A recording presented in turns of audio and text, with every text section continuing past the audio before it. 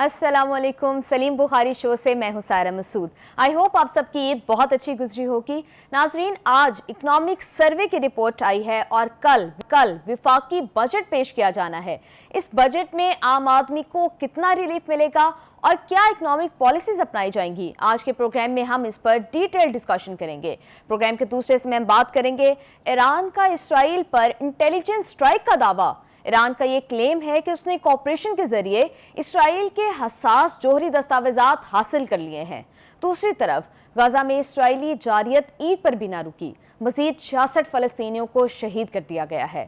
Programme کے آخری حصے میں ہم بات کریں گے پاک بھارت سفارتی جنگ پر، کشمیر اور پانی کے معاملے پر آگے کیا پیش رفت ہونے جا رہی ہے، آج ہم اس کو بھی ڈسکس کریں گے۔ ان سب معاملات پر کمپریہنسو انالیسس کے لیے بڑھتے ہیں بخاری صاحب کی جانب۔ بخاری صاحب کیسے ہیں آپ؟ وعلیکم السلام سائرہ، آپ کیسی ہیں؟ اس دفعہ عجیب و غریب عید ہے، نہ آپ لاہور میں تھی نہ میں لاہور میں تھا۔ آپ کراچی عید کرتی رہی، ہم نے اسلام آباد میں عید دیکھی ہے۔ جی بخاری صاحب کیسی عید گزری آپ کی؟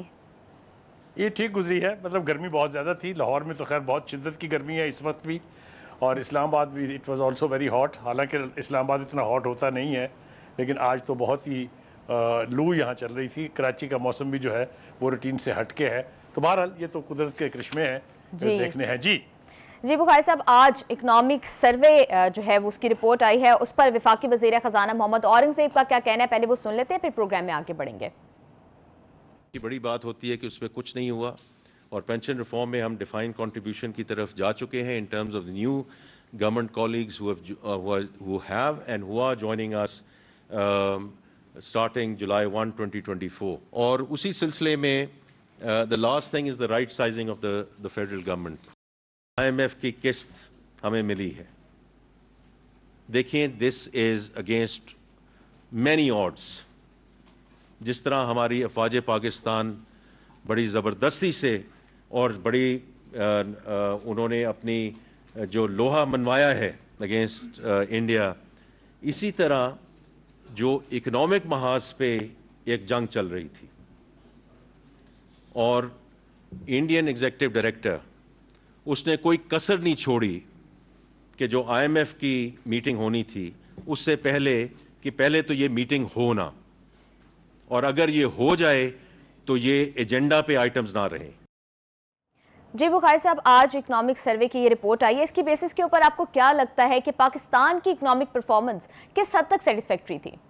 دیکھیں، پہلی بات تو یہ ہے کہ یہ اکنامک سروے کا پریزنٹ کیا جانا جو ہے یہ ایک ریچول ہے before the budget. Hare budget کی پریزنٹیشن سے ایک دن پہلے اکنامک سروے جو ہے وہ پیش کیا جاتا ہے، اور یہ بیسیکلی ہوتا ہے based on the performance of the government in the last year, یعنی جولائی سے 2024 سے جو فزیکل ایئر شروع ہوا تھا 2025 میں جو ختم ہوا ہے، اس میں پرفارمنس حکومت کی کیا رہی ہے۔ تو ایک تو مجھے اس بات کے اوپر تھوڑی سی خوشی بھی ہے، اور میں سمجھتا ہوں یہ ہونا بھی چاہیے کہ کوئی فگر فجنگ نہیں کی گئی ہے اس کے اندر۔ چونکہ اورنگزیب صاحب پرائیویٹ سیکٹر سے آئے ہیں، لہٰذا ان کے سٹیکس نہیں ہیں کہ مجھے اگلی دفعہ ووٹ ملنا ہے نہیں ملنا ہے، تو انہوں نے کوشش کی ہے کہ جتنا بھی سچ بولا جا سکتا ہے وہ بولا جائے۔ تو مجھے اس میں کہیں بھی فگر فجنگ جو ہے نا وہ نظر نہیں آئی ہے۔ میں سمجھتا ہوں یہ ایک بہت اچھی پیش رفت ہے کہ روزی پکچر دکھانے کی بجائے، اس کو انہوں نے ذکر بھی کیا بیچ میں کہ میں 1 کروڑ نوکریوں کے وعدے نہیں کروں گا، میں تو جو صورتحال ہے آپ کے سامنے رکھوں گا، اور جتنا بھی مختصر وقت میں ہم اس کو اسٹڈی کر سکے ہیں اس میں یہ ہے کہ جھوٹ بولنے کی، دانستہ جھوٹ بولنے کی کوشش جو ہے وہ دکھائی نہیں دیتی ہے۔ جو اچیومنٹس انہوں نے گنوائی ہیں وہ سب اپنی جگہ ہے، اس کا ہم ذکر بھی کریں گے، لیکن ہم نے اس پرفارمنس کو اس اینگل سے دیکھنا ہے کہ اس فزیکل ایئر میں غریب آدمی کی زندگی جو ہے وہ مشکل ہوئی ہے یا اس میں کوئی آسانی آئی ہے۔ یہی میرے خیال سے کسی بھی بجٹ کو چیک کرنے کا ایک کرائیٹیرین ہے۔ دوسری بات یہ ہے کہ وہ اقدامات جو کیے گئے اس کا بڑی تفصیل کے ساتھ انہوں نے ذکر کیا ہے۔ مثال کے طور پر ڈاؤن سائزنگ کہہ لیجیے، رائٹ سائزنگ کہہ لیجیے، جو منسٹریز کم کی ہیں، جو ڈپارٹمنٹس جو ہیں ختم کیے ہیں، جو ڈویژنز کو مرج کیا ہے، یہ ہر بجٹ کے اندر نعرہ مارا جاتا رہا تھا، لیکن اس کے اوپر کبھی عمل درآمد کی نوبت نہیں آتی تھی۔ اس حکومت نے اور خاص طور سے اورنگزیب صاحب نے اس کے اوپر یقینی طور پہ بے پناہ کام کیا، اور میں سمجھتا ہوں کہ جو ہمیں تھوڑے سے فگر حوصلہ افزا دکھائی دے رہے ہیں اس کی بھی بڑی وجہ یہ ہے کہ یہ رائٹ سائزنگ جو ہے وہ کی گئی ہے۔ دوسری بات ہے انفلیشن، جو مہنگائی ہے اس کے بارے میں تھوڑا سا مسکنسیپشن ہے، وہ میرے خیال سے ابہام دور کرنا ضروری ہے۔ ایک ہوتا ہے کہ آپ جو قیمتیں ہیں ان کو ان سے نیچے لے آئیں. اور دوسرا اس کا پہلو یہ ہے کہ جو قیمتیں جس رفتار سے بڑھ رہی تھی اس رفتار کو نہ صرف روکا جائے بلکہ نیچے لایا جائے.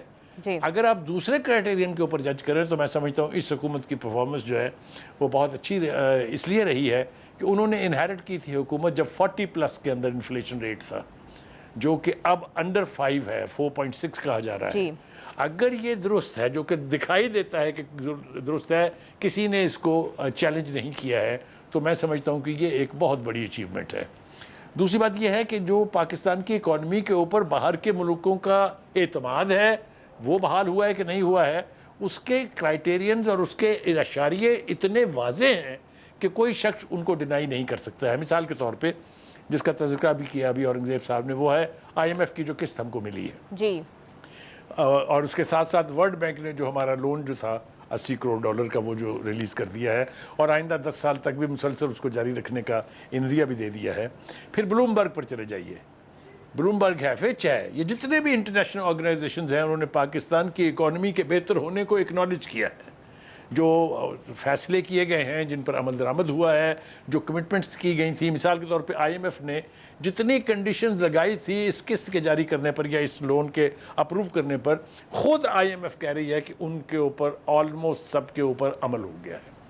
IMF کی بات اگر چھڑی ہے تو جیسا اورنگزیب صاحب نے بھی کہا, ہمیں بھی ضرور اس کا ذکر کرنا چاہیے کہ وہاں پر جو IMF کے ڈائریکٹرز ہیں ان میں ایک ہندو بنیا بھی ہے, جس نے 2 کوششیں کی. ایک اس نے کوشش کی کہ اس سال کا اجلاس نہ ہو تاکہ یہ ڈیفر ہو جائے معاملہ جو ہے کئی مہینوں کے لیے, اور دوسرا یہ کہ اجلاس اگر ہو تو اس کے ایجنڈے میں پاکستان کی یہ جو قسط ملنی ہے یہ شامل نہ ہو.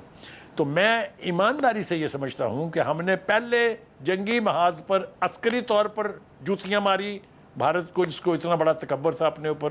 اس کے بعد جو ہمارا ڈیلیگیشن ابھی گیا ہوا ہے, یہ جنگ کے دوران جو ہم نے رابطے کیے تھے, جس طریقے سے ہم نے اپنے بیانیے کو انٹرنیشنلائز کرنے کی کوشش کی, اس کے اوپر بھی بہت پذیرائی ملی. اور ایک طرح سے میں بالکل سیف سٹیٹمنٹ اگر دوں تو وہ کہ اس اعتبار سے بھی ہندوستان جو ہے وہ آئسولیٹڈ ہے. جہاں تک economic relations with different world powers کا تعلق ہے اس میں بھی بہت بہتری ہے. یا روس جو ہے اس کے ساتھ ہمارے معاہدے ہو رہے ہیں, ہندوستان کو اس کے اوپر بڑی تکلیف بھی ہے. اسی طرح جیسا میں نے کہا IMF, ورلڈ بینک, یہ جتنے بھی ہمارے ریسورسز جس کو کہہ لیجئے کہ جہاں سے ہمیں اکنامیکلی اسسٹنس مل سکتی ہے, وہاں ہماری صورتحال بہت بہتر ہے. پروگرام میں یہاں وقت ہوا ہے ایک بریک کا, ہمارے ساتھ رہیے گا.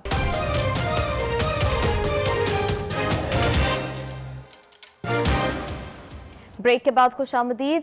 بخاری صاحب ایک سوال ہے, بخاری صاحب ایک سوال ہے اسی سے ریلیٹڈ کہ میکرو اکنامک لیول پر تو ہم دیکھ رہے ہیں کہ بہتری آ رہی ہے, اعداد و شمار بہتر ہو رہے ہیں, لیکن کیا مائکرو اکنامک لیول پر بھی بہتری آ رہی ہے؟ کیا عام عوام کو, عام آدمی کو بھی اس سے کوئی فائدہ مل رہا ہے, ریلیف مل رہا ہے؟ دیکھیے, مائکرو اکنامک اس وقت بہتر ہوگی جب آپ کی میکرو اکنامکس کی پالیسیز ٹھیک ہے. آپ اپنے ریسورسز اگر ایکسپلور نہیں کریں گے تو عام آدمی کو آپ ریلیف دینے کا سوچ بھی نہیں سکتے ہیں. تو اس اعتبار سے بھی میں سمجھتا ہوں کہ یہ پرفارمنس بہتر رہی ہے. میں یہ تو بالکل بھی نہیں مانتا, نہ میں یہ کہوں گا کہ all is well in the state of Denmark. No, بہت سا کام کرنے کی ضرورت ہے, جس کی طرف خود انہوں نے اشارہ بھی کیا ہے کہ ابھی تو ہمیں بہت سارا کام کرنا ہے. تو ایز آف ٹوڈے بجٹ سے پہلے, اس کے باوجود کہ وہ کہہ رہے ہیں کہ میں آپ کو کوئی روزی پکچر نہیں دکھاؤں گا, میرا خیال یہ ہے کہ بجٹ کے بیچ کچھ ایسے فیصلے ہونے جا رہے ہیں جس سے یقینی طور پر عام آدمی کو فائدہ پہنچے گا. جب یہ بجٹ پریزنٹ کر رہے تھے کہ اس کے اوپر سائیڈ بارز کے اوپر کمپیریزن تھا پرائیویسیز کا, اگر آپ نے بھی دیکھا ہو, وہ ہم سب نے دیکھا ہے, اس کے اندر اگر آپ ان فگرز کو بلیو کر لیں کہ یہ ٹھیک ہے تو بہت زمین آسمان کا فرق ہے. بہت ساری چیزیں جو ایک عام آدمی کی ضرورت کی چیزیں ہیں, یا جنہیں ہم اشیاء ضروریہ کہتے ہیں, جو ڈے ٹو ڈے آئٹمز ہمیں چاہیے ہوتی ہیں, اس میں یقینی طور پر کمی آئی ہے. دیٹ مینز ایک عام آدمی جو ہے اس کی زندگی تھوڑی سی آسان ہوئی ہے. اسی طرح اگر آپ دیکھیں تو بجلی کی قیمتوں کے اندر جو ہے وہ کمی آئی ہے. پیٹرول وغیرہ کی قیمتیں اگر آپ دیکھیں تو اس طرح سے نہیں ہے کہ جو 30 روپے پر لیٹر بڑھ گیا 20 دن میں, ایسا بھی کچھ نہیں ہے. اسی طرح سے ڈالر اگر آپ دیکھیں تو اس کی سٹیبلٹی بھی حکومت کی اکنامک پالیسیز کی ہی مرہون منت ہوتی ہے. تو اگر آپ اس کو وائڈر پرسپیکٹو میں دیکھیں تو یقینی طور پر بہت کچھ کیا جانا ابھی باقی ہے, لیکن جو کچھ اب تک ہو چکا ہے میرا خیال سے اس سے اگر آپ مفر کریں یا اسے نہ مانیں یہ بڑی زیادتی ہوگی. اچھا دوسری بات یہ کہ اس کی ایک بڑی وجہ یہ بھی ہے کہ جو اکنامک اعتبار سے ایک پبلک سیکٹر کا بندہ, جو پرائیویٹ سیکٹر کا بندہ آتا ہے, وہ پھر تاجروں کے معاملات کو بھی بہت اچھی طرح سے ہینڈل کر لیتا ہے. تو آپ دیکھیے کہ اس پورے عرصے میں آپ کی جو سٹاک ایکسچینج ہے اس کی حالت کیا رہی ہے. اس نے تاریخ رقم کر دی ہے, ایک دن نہیں, اچانک نہیں, بلکہ consistently it is on the rise. This is also a very good reflection of government's economic policies. تو اس کا میرے خیال سے کریڈٹ اگر ہم نہ دیں اورنگزیب کو تو بہت زیادتی ہوگی. جی بخاری صاحب, جی بخاری صاحب بات یہ ہے کہ کل اب بجٹ آنا ہے, تو اس میں کیا آپ کو کیا لگتا ہے کہ عام آدمی کو اس میں ریلیف ملے گا؟ دیکھیے گزارش یہ ہے, میں یہ سمجھتا ہوں کہ اگر ٹف بجٹ آئے گا جس سے عام آدمی کی زندگی مشکل ہوگی تو پولیٹیکلی اس حکومت کو بہت سیٹ بیک ملے گا.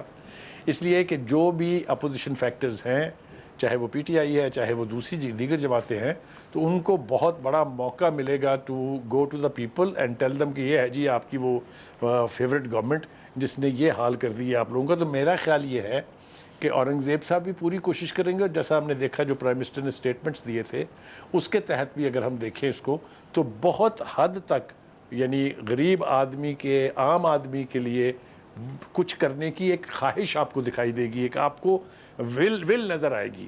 اسی طرح سے آپ دیکھیے جو تنخواہ دار طبقہ ہے اس کے اوپر بھی اورنگزیب صاحب یہ کہتے ہیں کہ ان کے اوپر سے ٹیکس کا جو بوجھ ہے وہ ہم کم کریں گے. وہ جو ہمارے گوہر صاحب ہیں, لیک سٹی والے جو پہلے منسٹر بھی رہے ہیں, گوہر اجاز صاحب, انہوں نے کہا کہ 35% پریشر ہے عام آدمی کے اوپر, تنخواہ دار طبقے کے اوپر ٹیکس کا. اس کو خدا کے لیے 20% پر لے آئیے اگر آپ چاہتے ہیں کہ وہ طبقہ جو ہے وہ کچھ خوش زندگی, تو خیر کیا مطلب ہے, ایک اچھی زندگی گزار سکے. میں سمجھتا ہوں کہ اس بجٹ کے بیچ ان چیزوں کو مد نظر رکھنا ہوگا, اور اگر اس کے اوپر کام ہوتا ہے تو یقینی طور پہ ہماری چونکہ پاپولیشن کی میجورٹی جو ہے وہ تنخواہ دار طبقہ ہے.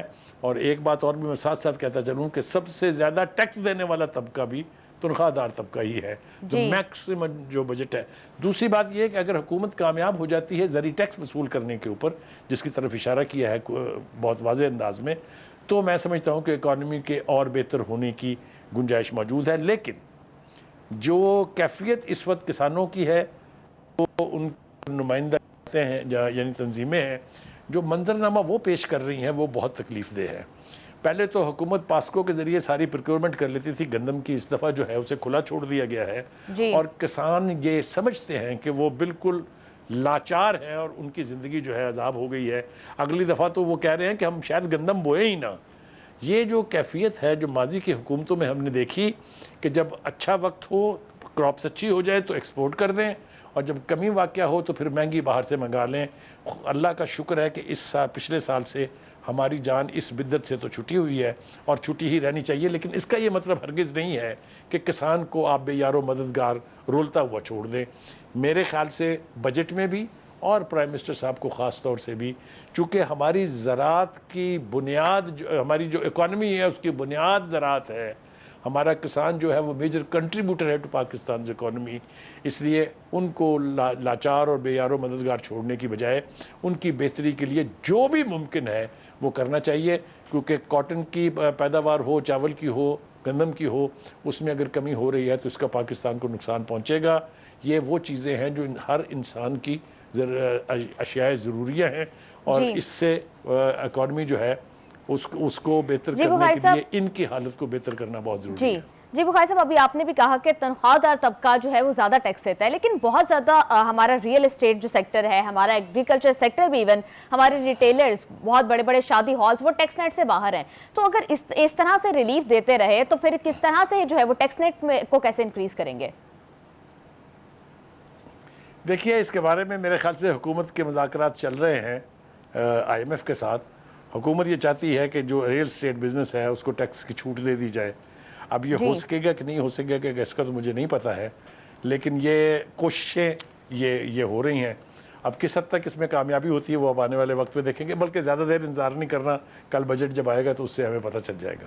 جی بخاری صاحب، ایک اور ہمارے جو ناظرین جو ویورز ہمیں دیکھتے ہیں اس میں بہت زیادہ ریٹائرڈ لوگ بھی ہیں، تو ان کا کنسرن ہے کہ ابھی پینشن پروگرام اناؤنس کیا گیا ہے تو اس کو ریوائیو کرنے کی بات ہو رہی ہے، اس سے ریلیٹڈ بہت ساری جو ہے ایمبیگوٹیز ہیں، تو میں چاہتی ہوں آپ اس کو کلیئر کریں کہ کس طرح کا جو یہ پروگرام لایا جائے گا، آپ کو کیا لگتا ہے؟ دیکھیے، اورنگزیب صاحب نے وعدہ تو کیا ہے کہ وہ پینشنر کے معاملے کو دیکھیں گے اور کوشش کریں گے کہ ان کے اوپر کوئی پریشر نہ بڑھے، لیکن جو کچھ ہم سن رہے ہیں یا جو اندیا ہمیں مل رہا ہے وہ یہ ہے کہ پینشنر کی زندگی جو ہے وہ آسان تو ہونے نہیں جا رہی ہے، اس میں مشکلات آئیں گی، لیکن یہ ایک ایسا طبقہ ہے جس نے اس قوم کی خدمت کی ہوئی ہے، اپنی زندگی کے بہترین سال اس حکومت کو دیے ہوئے ہیں، تو ان کی زندگی کو آسان بنانا چاہیے، اس میں مشکل نہیں آنے دینی چاہیے، یہ بھی حکومت کی ذمہ داری ہے۔ لیکن جیسا میں نے کہا کہ کل جو ہے وہ بجٹ جب پیش ہو رہا ہوگا تو سرکاری ملازمین باہر جو ہے وہ مظاہرہ کر رہے ہوں گے، یہ پچھلے سال بھی ہوا تھا، اس سے کوئی فرق پڑے گا کہ نہیں یہ تو میں نہیں کہہ سکتا ہوں، لیکن میرا خیال سے حکومت کی یہ ذمہ داری ہے کہ وہ تنخواہ دار طبقے کو، پینشنرز کو جتنا زیادہ ریلیف ممکن ہو سکتا ہے وہ دینا چاہیے۔ جی بخاری صاحب، یہاں پر ایک بڑی انٹرسٹنگ بات ہے، کے پی کے سی ایم علی امین گنڈاپور صاحب کہہ رہے ہیں کہ صوبہ اپنے پیروں پر کھڑا ہو گیا، وفاق کو بھی قرض دے سکتے ہیں، تو اس پر آپ کیا کہیں گے؟ دیکھیے، یہ ایک اتنی بڑی بڑک ہے کہ میں اس کے بارے میں زیادہ تفصیل سے تو بات اس وقت نہیں کرنا چاہوں گا، اس لیے کہ ہم بات کر رہے ہیں بجٹ کی، ہم بات کر رہے ہیں اکنامک سروے کی، لیکن وہاں پر ایک طرف تو یہ رونا رویا جا رہا ہے کہ ہمارے پاس پیسے نہیں ہیں، ہم سرکاری ملازمین کو تنخواہیں نہیں دے سکتے، تنخواہیں ہم قرض لے کے دیں گے، اور دوسری طرف وہ چلے ہیں فیڈرل گورنمنٹ کو قرض دینے۔ ایک طرف وہ کہہ رہے ہیں کہ این ایف سی کا جلدی سے ایوارڈ یعنی اجلاس ہو تاکہ وہ جو اجلاس ضم ہوئے ہیں اس کے پیسے ہمیں مل جائیں، تو مجھے سمجھ میں نہیں آتی کہ ان کی اس بڑک کی بنیاد کیا ہے۔ بہرحال بڑھ کے مارنے پر کوئی پابندی تو نہیں ہے، اور ویسے بھی پی ٹی آئی جانی جاتی ہے اس کے لیے کہ بڑھ کے ان سے جتنی مرضی مروا لیں، چاہے وہ 1 کروڑ نوکریاں ہوں، چاہے وہ 50 لاکھ گھر ہوں، چاہے 90 دن میں کرپشن ختم ہو رہی ہو، وغیرہ وغیرہ، تو یہ میں اس کو ایک بڑک سے زیادہ اہمیت دینے کے لیے تیار نہیں ہوں۔ اور اگر ان کے پاس واقعی صوبہ اپنے پاؤں پر کھڑا ہو گیا تو پھر کوئی کام بھی دکھا دیں۔ کل بجٹ پیش ہونے والا ہے، آئی ہوپ کہ کل کے بجٹ میں پچھلے معاشی سال کی جو غلطیاں ہیں ان کو اوور کم کیا جائے گا، اور عام آدمی اور بالخصوص سیلریڈ طبقے کو جو ہے وہ ریلیف دیا جائے گا۔ پروگرام میں یہاں وقت ہوا ہے ایک بریک کا، ہمارے ساتھ رہیے گا۔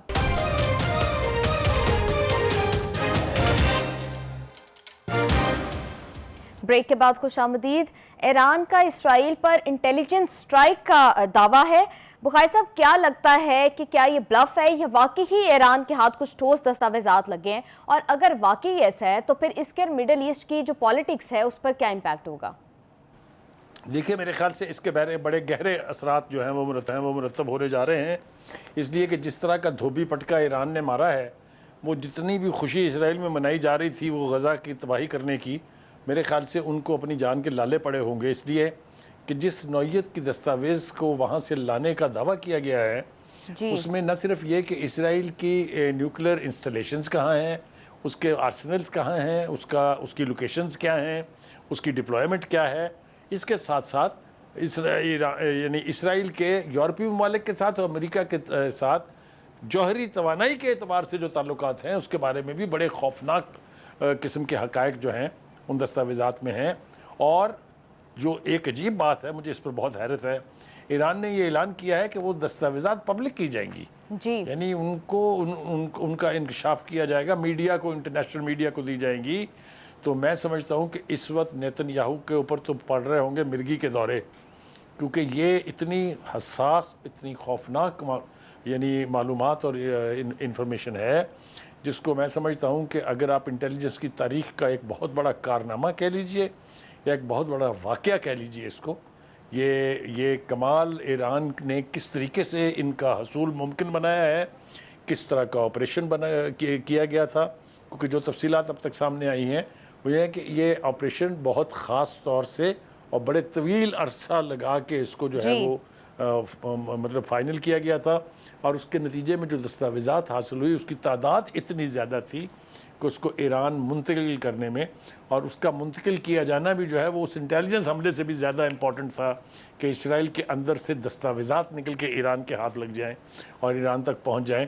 मैं समझता हूँ ये एक बहुत बड़ी डेवलपमेंट है, और इससे यूरोप भी एक्सपोज होगा, जो दुनिया जहान के न्यूक्लियर प्रोग्राम से तो उनको बहुत तकलीफ पहुंचती है, चाहे वो पाकिस्तान का है चाहे वो ईरान का है, लेकिन इसराइल का जो न्यूक्लियर प्रोग्राम है इसके ऊपर किसी की ज़बान से एक लफ्ज़ नहीं निकलता है। यही हाल पहले हिंदुस्तान के बारे में भी था कि हिंदुस्तान ने जब एटमी धमाका पहला किया था तो उस वक्त तक तो किसी के पेट में दर्द नहीं उठा था 1974 में, लेकिन जब हमने किया तो सारी दुनिया जो है, कोई हमें पैसे पेश कर रहा था, कोई हमसे रोकने के मुताबिक कर रहा था। तो इसी तरीके से ईरान ने ये जो कारनामा सर अंजाम दिया है, मेरे ख्याल से उसकी इंटेलिजेंस एजेंसीज की दाद देनी चाहिए, जिन्होंने इस ऑपरेशन को प्लान किया, जिन्होंने इसको एक्सिक्यूट किया, और अल्टीमेटली ये अब एक दुखती रग आप समझ लीजिए कि तेहरान के हाथ लगी है। इसके बाद क्या होगा, ये अब धमाका खेज सूरत हाल के लिए हमें तैयार रहना चाहिए, क्योंकि ईरान ने कोई सीक्रेट नहीं रखा, इसका कहा है कि हम इंटरनेशनल मीडिया को ये रिलीज़ करेंगे। तो उसके बाद आप देखिएगा कि जो जो मुनाफिकत यूरोपीय ममालिक और अमेरिका करते रहे हैं इसराइल के हवाले से, वो सब कुछ जो है वो सामने आ जाएगी। ये बताइएगा कि इस पर ये खबर ऐसे मौके पर आई है कि जब ईरान और अमेरिका के दरमियान जौहरी मुज़ाकरात चल रहे थे, तो इसका दोनों के मुज़ाकरात पर क्या इम्पैक्ट होगा? देखिए, ईरान और अमेरिका के जो मुज़ाकरात चल रहे हैं वो मेरे ज़ाती मुशाहिदे के मुताबिक तो वो इस वक्त एक तरह से स्टक अप है, कोई पेशरफ्त उसके ऊपर नहीं हो रही है, इसलिए कि ईरान ने वाशगाफ अल्फाज में कह दिया है कि जो पहली तजवीज़ थी उसमें से दो चीज़ें आपने इसमें शामिल नहीं की हैं, इसलिए हमें ये काबिल कबूल नहीं है। और ये जो ऐलान किया है ईरान ने कि हमारे पास ये सीक्रेट और सेंसिटिव डॉक्यूमेंट्स आ गए हैं, इसके बाद तो मेरे ख्याल से डिक्टेट करने की पोजीशन में ईरान होगा। और ये ऐलान चूँकि पहले भी ईरानी क़यादत की तरफ से किया जा चुका है कि हम किसी किस्म की डिक्टेशन नहीं लेंगे, हमारी पोजीशन स्टेटेड है, हम उससे पीछे नहीं हटेंगे, तो अब तो मेरे ख्याल से ईरान का स्टैंड और भी टफ हो जाएगा। जी बुखारी साहब, इसराइल की जारियत जो है वो गज़ा में जारी है। इसराइल ने ईद पर भी जो है वो नहीं रुका, और तकरीबन 150 फ़लस्तीनियों को जो है वो गज़ा में ईद के दिनों में शहीद किया गया है। देखिए, मैंने बगौर सूरत हाल का जायज़ा लिया है। ईद के तीनों दिन वहाँ पर इसराइली बर्बरियत जो है वो जारी रही है। अब तो मेरे ख़्याल से वहाँ की जो कैफियत है, जो सूरत हाल है, जिस तरीके से वहाँ फाका और भूख जो है उसको हथियार बनाया गया है, पूरी दुनिया को डूब मरना चाहिए जो हमायत कर रहे हैं इसराइल की किसी भी एतबार से, चाहे वो अस्करी इमदाद है, चाहे वो माली इमदाद है, चाहे वो सियासी इमदाद है। यानी खुली नंगी जाहिरियत जो है, इंसानियत के ख़िलाफ़ जो जराइम कमिट कर रहा है इसराइल, उसके ऊपर खामोशी इख्तियार करना, चाहे वो मुस्लिम ममालिक हैं, चाहे वो यूरोपीय ममालिक हैं, चाहे वो अमरीकी ममालिक हैं। और बुखारी साहब, सिर्फ लोगों को नहीं मारा जा रहा, इवन जो इमदाद लेकर वहां पर शिप्स जा रही हैं उन पर भी अटैक किया जा रहा है। अभी फ्रीडम फिटेला के नाम से एक शिप है जिस पर इसराइल ने बमबारी की है, जो कि गाजा में इमदाद लेके जा रही थी। मुझे अच्छी तरह से याद है जी, इसी तरह का एक फ्रीडम फोटोला जो है पहले भी चला था, उसके ऊपर भी इसी तरीके से उसमें हमारे पाकिस्तानी जर्नलिस्ट दोस्त भी थे, उसको भी इसी तरीके से उन्होंने गिरफ्तार किया था, बाद में रिहा कर दिया था। ये जो इंटरनेशनल वाटर्स के अंदर जो इसराइल की ये जारियत है, इसका नोटिस लेना चाहिए दुनिया को। बेगैरती की खामोशी जो है उसको तोड़ना चाहिए। इसराइल जो इकदाम कर रहा है उसकी हर सतह के ऊपर मजम्मत की जानी चाहिए, उनको रोकने के लिए इकदाम किए जाने चाहिए। ये जो ओपन लाइसेंस मिला हुआ है किलिंग का, इसको अगर रोका ना गया तो फिर ये यहाँ तक महदूद नहीं रहेगा। ये बात मैं पहले भी कह चुका हूँ कई दफ़ा। जी बुखारी साहब, इसराइल के अंदर से भी अब जो है वो गाजा में ये कहा जाता है जो इसराइली कहती हैं उनको रिहा किया जाए, तो इसराइल की तरफ से भी नेतन्याहू पर प्रेशर है, तो होपफुली ये मामला जल्द सेटल डाउन हो जाए। हम तो बहुत देर से इस जारियत पर आवाज़ उठा रहे हैं और उठाते रहेंगे ताकि दुनिया का ज़मीर जो है वो बेदार हो। प्रोग्राम में यहाँ वक्त हुआ है एक ब्रेक का, हमारे साथ रहिएगा।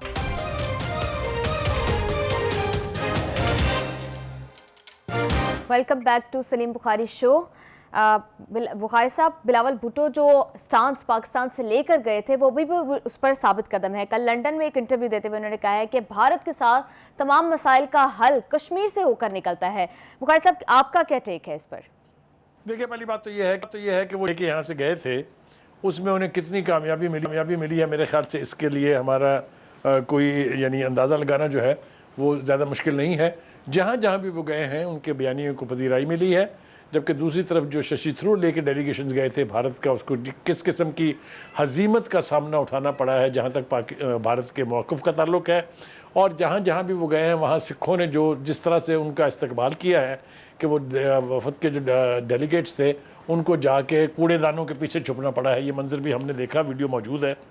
تو انہوں نے بالکل درست کہا کہ پاکستان ایک ذمہ دار ایٹامک ملک ہے، اور ہم چاہتے ہیں کہ ہر معاملے کا حل جو ہے وہ بات چیت کے ذریعے ہونا چاہیے، لیکن ہندوستان کے ساتھ خاص طور سے کوئی مذاکرات کامیاب نہیں ہو سکتے جب تک کشمیر کے مسئلے کے اوپر بات نہ ہو اور کوئی حل اس کا نہ نکالا جائے، کیونکہ دونوں ہی ایٹامک ہمسایہ ملک ہیں، اور کشمیر از اے بلیڈنگ وونڈ۔ ہندوستان کو کشمیر چھوڑنا پڑے گا، کشمیر چھوڑے بغیر وہاں کبھی زندگی میں امن نہیں آ سکتا، جتنی بربریت ہندوستان کر سکتا تھا۔ اور اب تو بالکل بلاول نے بالکل درست کہا وہاں اپنے دورے کے دوران کہ مودی جو ہے یہ چیپ ڈٹو کاپی ہے نیتن یاہو کی، کیونکہ یہ بھی انسانوں کے یعنی مسلمانوں کے خون سے ان کے ہاتھ رنگے ہوئے ہیں، اور یہی کچھ نیتن یاہو کر رہا ہے۔ تو میں سمجھتا ہوں کہ ان کا جو مشن تھا اس نے پاکستان کے موقف کو پوری دنیا میں نہ صرف اجاگر کیا ہے، متعارف کیا ہے، بلکہ کامیابی کے ساتھ اس کو بخاری صاحب کشمیر کے ساتھ ساتھ پانی پر بھی ان کا موقف جو ہے وہ بہت کلیئر ہے۔ ان کا یہ کہنا ہے کہ اگر بھارت پاکستان کا پانی بند کرے گا تو اس سے ایٹمی آبی جنگ کا خطرہ ہے۔ بخاری صاحب یہ بہت بریو اور بہت بولڈ سٹیٹمنٹ ہے۔ دیکھیے یہ انہوں نے اس کو ذرا تھوڑا اور سینسن کر دیا ہے، لیکن یہ تو ہماری سٹیٹڈ پوزیشن ہے۔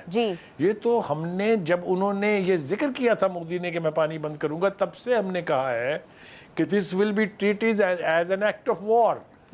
اور ایکٹ آف وار کی بات جب ایک نیوکلیر ملک کرے گا تو سارے آپشنز کھلے ہیں۔ ہم نے تو یہاں تک کہا ہمارے ڈیفنس منسٹر نے کہ اگر آپ اس کے اوپر کوئی دوسرا ڈیم بنانے جا رہے ہیں، اگر آپ اس کا راستہ چینج کرنے کے لیے نہریں کھودنے جا رہے ہیں، we will destroy them۔ تو یہ تو سٹیٹڈ پوزیشن ہے پاکستان کی، اور میں اس بات پر اس لیے یقین کرنے کے لیے تیار ہوں کہ ہم نے جو کہا ہندوستان سے وہ کر کے دکھایا۔ جب ہندوستان نے ایگریشن کمٹ کیا تو ہم نے کہا تھا we will retaliate, wait for us, we are coming, and we did come۔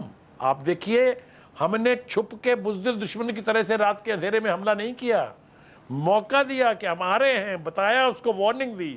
یہی میرے خیال سے بلاول بھٹو نے بھی کیا ہے کہ اگر آپ آبی جنگ کا آغاز کریں گے، اگر آپ جہریت کریں گے آبی، تو اس کے لیے سارے آپشنز ہمارے کھلے ہیں۔ لیکن بخاری we صاحب will not let you stop Pakistan water۔ جی بخاری صاحب، لیکن آبی جاریت تو جاری ہے، بھارت اپنی مرضی سے پانی کھولتا ہے، کبھی زیادہ کر دیتا ہے اور کبھی کم اس کو کھولتا ہے۔